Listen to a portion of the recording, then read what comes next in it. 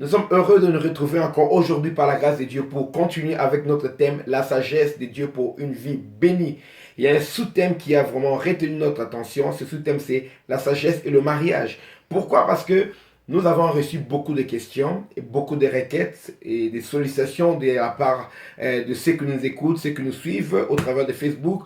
Nous avons reçu des messages inbox sur le mariage, comment réussir le mariage, comment trouver un bon conjoint, est-ce que si Dieu ne donne plus de femmes aux gens, comment on peut savoir que cette personne est la bonne personne que Dieu a destinée pour vous. En tout cas, il y a eu beaucoup de questions.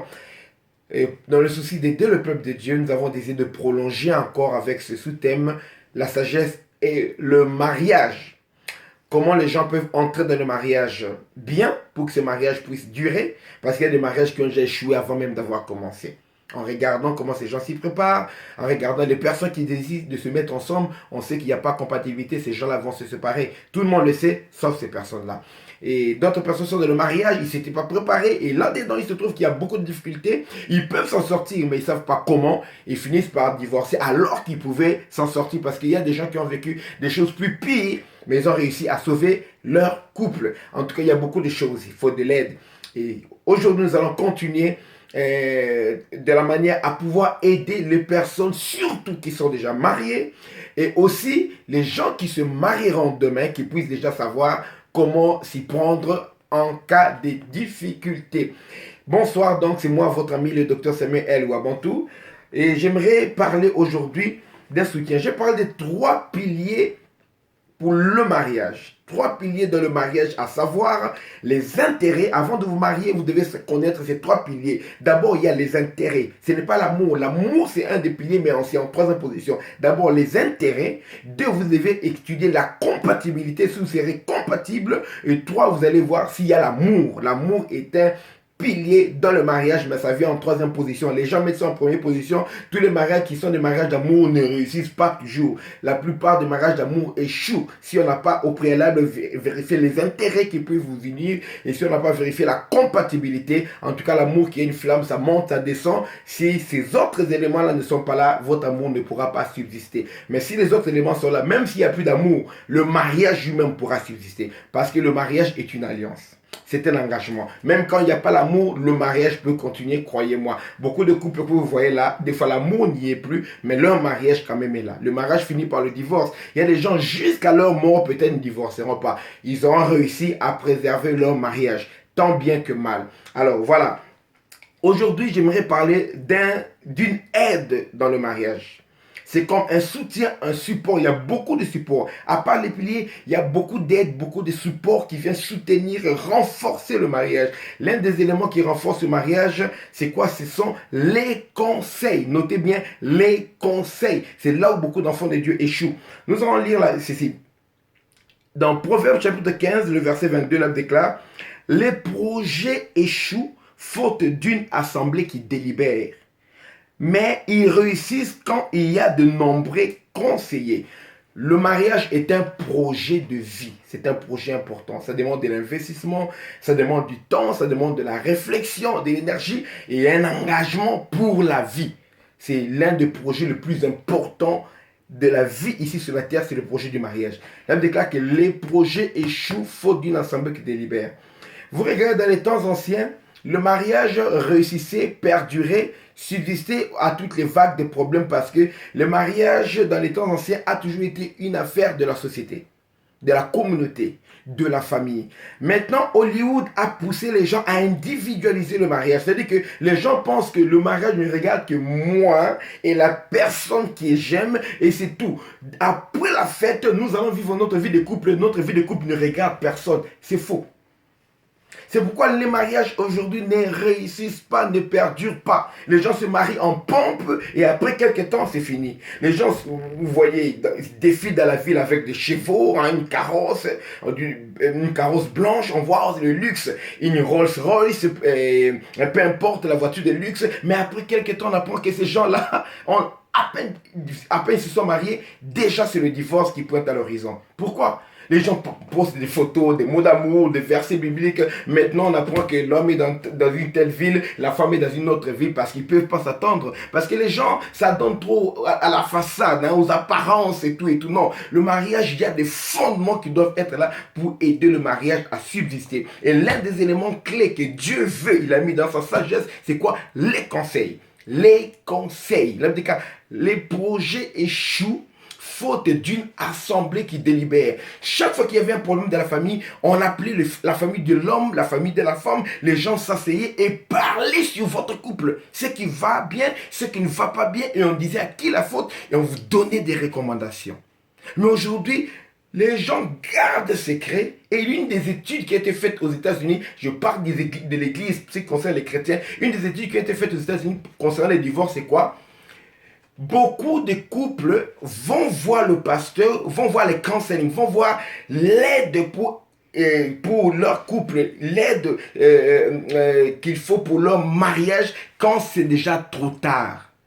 Quand les failles sont devenues très saillantes, quand vraiment il y a beaucoup de dissensions, beaucoup d'amertume, et ils essaient de réparer, mais c'est déjà assez trop tard, le mal est déjà fait. Quand ils vont voir le conseil, le pasteur ou bien les conseillers matrimoniaux, conjugaux, je ne sais pas quoi là, conseil de couple, c'est déjà trop tard. On essaie de rafistoler, mais ça ne marche pas. Or que si ces gens-là avaient pris conseil avant, au début de leur dissension, au début de leurs problèmes, ils auraient pu surmonter ces problèmes et sauver leur couple. Une des mentalités qui règne dans les corps de Christ, j'en parle parce que je suis pasteur. 20 ans d'expérience en tant que pasteur, ça se respecte. Pas 20 ans en tant que prédicateur, 20 ans en tant que pasteur consacré, ce sera bientôt le 24 juin. Ça se respecte. Donc je connais mon métier. En tant que pasteur, j'ai remarqué, les gens gardent ce qu'ils disent, surtout les hommes, ne dis pas à quelqu'un d'autre ce qui nous arrive. Ce qui arrive dans notre couple, ça risque entre nous. Après, ces gens divorcent. Non, les choses du mariage, c'est des choses qu'il faut parler. Demander conseil. Le mariage a toujours été une affaire de la société. C'est deux personnes qui s'aiment, mais quand ces personnes prennent l'engagement de vivre ensemble, ils engagent la société qui est autour d'eux. Vous devez comprendre cela. La famille des deux côtés, les amis, les proches, même les membres de l'église. Un couple d'une église qui divorce, ça fait quand même la honte dans une église, vous comprenez? Ça fait quand même la honte dans un pasteur, pardon, dans la vie d'un pasteur, dans son parcours. Il encadre les gens, quand ces gens-là divorcent, ça fait quand même la honte. Donc le mariage, ça engage tout le monde. Vous devez choisir des personnes de confiance. Moi, quand je me suis marié, j'ai montré deux personnes à mon épouse. J'ai dit, tu vois cette personne, j'ai commencé d'abord par mon père spirituel, et puis un autre qui est un de mes aînés spirituels. J'ai dit, tu vois ces deux personnes, peu importe ce qui va se passer dans notre couple, si tu veux te plaindre de quelque chose, que je ne te traite pas bien, ou bien que je ne me comporte pas bien, ou tu penses que je te trompe avec une femme, ou peu importe, ou tu me vois être attiré par une femme, peu importe, tu en parles à ces deux personnes sans garder aucun secret.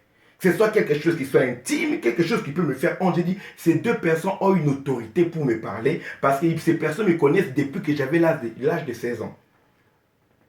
J'ai montré ces deux personnes. C'est pour ma propre garantie, ma sécurité. J'ai dit, si tu parles à mon pasteur et tu parles à celui-là qui est mon aîné spirituel, celui-là, tu lui parles de ce qui me concerne, si tu veux te plaindre de moi, parle-lui. Et lui, eux deux-là sauront me parler avec autorité. S'il faut crier sur moi, ils crieront sur moi pour que je revienne dans mon bon sens. J'ai fait ça à la sécurité parce que quand on s'engage, surtout dans notre profession, un président peut divorcer. Vous avez vu Sarkozy, non? Il s'est marié, il s'est divorcé. Un président, peu importe, Bill Clinton, scandale avec une stagiaire. Mais ma profession ne peut pas permettre un scandale dans le couple. C'est difficile de s'en sortir quand on est pasteur. Les gens ne pardonnent pas les erreurs de couple et de pasteur. Ils vivent dans les foyers divorcés eux-mêmes. Leurs parents font n'importe quoi, mais ils aiment entendre les problèmes de couple chez un pasteur comme si les pasteurs ils ne peuvent pas vivre les problèmes de couple. Alors pour ma propre sécurité, j'avais donné cela comme garantie à ma femme, parle-le. Et c'est ce qui a aidé notre couple jusqu'aujourd'hui quand nous traversons des moments difficiles. Parce que tous les couples traversent des moments difficiles. Je vais vous demander quelque chose. Regardez dans la Bible. Lesquels des hommes de Dieu que vous avez connus dans la Bible a réussi son mariage? C'est un devoir que je vous donne en tant que docteur Samuel et Robantou. Lisez la Bible, les hommes de Dieu que vous avez Essayez de voir qui est-ce qui ont réussi leur mariage. Les gens croient que la prière aide. Moïse qui parlait à Dieu comme n'importe qui, pas n'importe qui, il était unique dans sa manière de prier, de parler à Dieu. Et c'est écrit dans la Bible comment personne à qui Dieu parlait face à face. Moïse était un divorcé. Moïse a échoué dans son mariage, c'était un divorcé. Beaucoup de gens ne savent pas que Moïse était un divorcé. Vous imaginez? Alors vous vous référez dans la prière, on croit que Dieu va descendre pour aider votre couple. Écoutez, il ne le fera pas. Dieu a mis des conseillers à côté de vous. Dieu ne changera pas sa manière d'agir.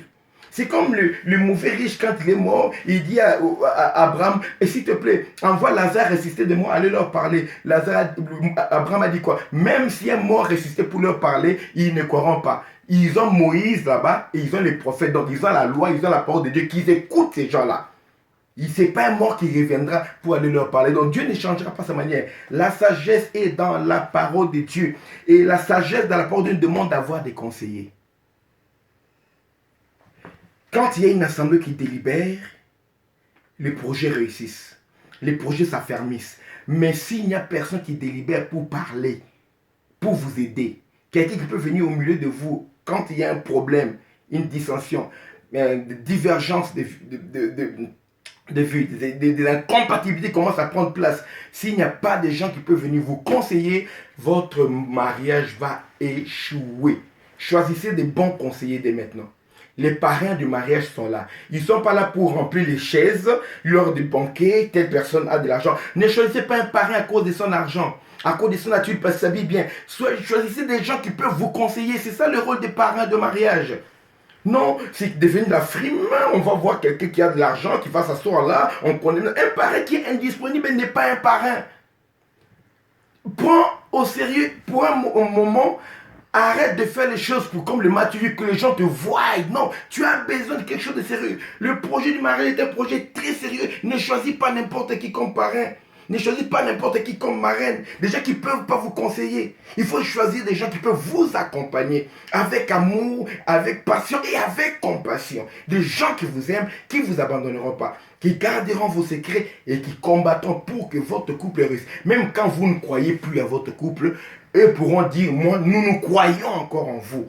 Et vous pousseront à être ensemble. Beaucoup de couples que vous admirez aujourd'hui, qui ont fait des années ensemble, demandent leurs secrets. Ils diront qu'ils ont des conseillers. Ils ont des gens qui leur parlent. Ils ont des gens qui leur remettent, qui les remontent les bretelles quand il faut, qui leur remettent à leur place et quand il faut pour que les passions ou bien les haines, les discords ne puissent pas prendre d'ampleur et détruire ce beau projet qui est le mariage. Donc, dès maintenant, si vous n'avez pas de conseiller, trouvez des gens pour vous conseiller. Dieu n'est pas un conseiller pour le mariage. Oubliez ça. Tu peux prier tous les jours sans péché, dans la sanctification, et tu échoues dans ton mariage. Tu divorces. Bénin en est un exemple. Il n'a pas commis d'impudicité, mais sa consécration, tu peux prier 24/24. Le Saint-Esprit te dira jamais arrête de prier, ta femme a besoin de toi. Arrête de prier, ton mari a besoin de toi. C'est que l'erreur, les gens ne comprennent pas. Tant que tu pries, le Saint-Esprit sera content. Il va toujours t'amener dans la présence de Dieu. Il te dira jamais stop, va faire la cuisine. Non. Il te dira jamais stop, va chercher l'argent pour nourrir ta famille. C'est que les gens oublient, c'est ça. Il faut qu'il y ait des gens à côté de toi. Ils peuvent dire non, nous croyons que ta vie tourne en rond. Nous croyons qu'en tout cas, la manière que tu mènes ton couple, ce n'est pas bien, tu peux faire mieux. Les gens qui peuvent te parler avec sincérité, te pousser à aller de l'avant. Pas te tirer vers le bas, mais te pousser à aller de l'avant. D'où le choix des conseillers est primordial. Il faut bien choisir ces conseillers. Et quand vous les avez choisis, faites-leur confiance. Les gens, ce n'est pas bien, tu demandes conseil, on te donne un conseil, tu ne veux pas appliquer. Ça détruit le mariage. Et les conseillers détestent donner des conseils qu'on n'applique pas. Prochainement, quand vous venez, il y a des choses que mon père, mon pasteur, ma femme a appelé mon pasteur à Washington. Voici ton fils ici, voici ce que c'est fait, je ne suis pas content et tout et tout. Mon pasteur me parle concernant ma femme, il m'ordonne de faire quelque chose. Je ne suis pas d'accord avec lui, mais par respect. Et à cause de son expérience, j'applique ce que lui m'a dit de faire pour avoir la paix. J'ai dit, s'il y avait déjà la paix, ma femme n'allait pas téléphoner. Comme il n'y a pas eu la paix, j'applique. Il faut appliquer par confiance qu'on a au conseil établi. Vous avez compris? Tu obéis. Et si ça ne marche pas, tu dis, je savais que ça n'allait pas marcher. Mais d'abord, il faut appliquer. Ne sois pas têtu, tu vas perdre ton couple. Tu peux avoir raison et tu divorces. Tu perds ton mariage alors que tu as raison. Ça sert à quoi? Voilà, nous concluons ici. Je vais prier avec vous. Seigneur, aide tes enfants qui sont en difficulté de leur couple à trouver des bons conseillers, comme tu m'en as donné à moi et à mon épouse Katia. Des conseils qui vont les aider, les soutenir dans les moments difficiles, qui n'hésiteront pas à se déplacer pour venir les voir, les assister, les encourager dans ce projet qui est le mariage. La Bible déclare que, Seigneur, le projet échoue à cause d'une assemblée qui délibère. Mais ils réussissent quand il y a de nombreux conseillers. Donne l'air de conseiller des valeurs au nom de Jésus. Donne également, papa, cette attitude, cette disposition à trouver des conseils à ceux qui se préparent maintenant pour le mariage. Guide-les, oriente-les. Qu'ils aient le discernement pour qu'ils puissent savoir qui choisir comme conseiller pour leur mariage, papa. C'est quand nos mariages vont réussir, briller, que le monde saura que le vrai mariage vient de toi. Et que c'est auprès de toi, Jésus-Christ, qu'on peut vivre heureux dans le mariage. Nous pleurons parce que le taux de divorce est aussi élevé dans l'église comme dans le monde, Seigneur. Il ne doit pas en être ainsi. Nous sommes la lumière du monde. Si nos mariages échouent comme ceux du monde, des païens, comment on peut dire que nos mariages, Seigneur Papa, sont comme de la lumière pour éclairer les païens? Aide tes enfants maintenant. Ramène l'ordre dans l'église concernant le mariage, concernant les couples, pour que ceux qui veulent se marier puissent se référer à nous, tes enfants, puissent se référer à ta parole, car c'est toi qui as créé le mariage, c'est toi qui as institué le mariage, c'est toi qui as également, Seigneur Papa, établi les codes, les règles pour réussir ce mariage. Aide tes enfants à vivre selon les règles, y compris la règle d'avoir des conseillers, de suivre des conseils pour réussir le projet de mariage. Donne-leur la force, l'humilité pour faire cela, le discernement pour choisir les bonnes personnes. Ceux qui étaient déjà au bord des divorces, je prie qu'il y ait une onction, papa, une grâce, une disposition de l'esprit qui les ramène ensemble. Ramène leur âme, Seigneur, vers eux. Le cœur du roi est un courant entre tes mains. Le cœur de toute personne est un courant entre tes mains. Ramène le cœur de ceux qui s'éloignaient. Ramène-les encore ensemble, papa. Et guide-les vers les personnes qui vont leur donner des bons conseils. Qu'il en soit ainsi, papa. Au nom de Jésus-Christ de Nazareth. Nous avons ainsi prié. Amen. Voilà, que Dieu vous bénisse. Nous continuerons encore demain. Nous allons continuer avec ce thème, la sagesse et le mariage. Nous allons aller en profondeur de la manière dont Dieu va nous bénir. Donc aujourd'hui, c'était la sagesse et le mariage 2. Demain, ce sera la sagesse et le mariage 3. Et nous allons continuer pour voir comment Dieu vous bénit, va nous bénir pendant tous ces jours-ci. Retrouvons-nous demain à minuit, heure de Paris, pour l'exhortation de minuit avec Dr Samuel El Wabantou. Vous voulez réussir votre mariage, réussir votre vie? Je vous demande tout le monde, en tout cas. Je sais le secret, je connais le secret, et Dieu nous a révélé ce secret. C'est quoi? C'est le retour à la parole de Dieu. Que Dieu vous bénisse.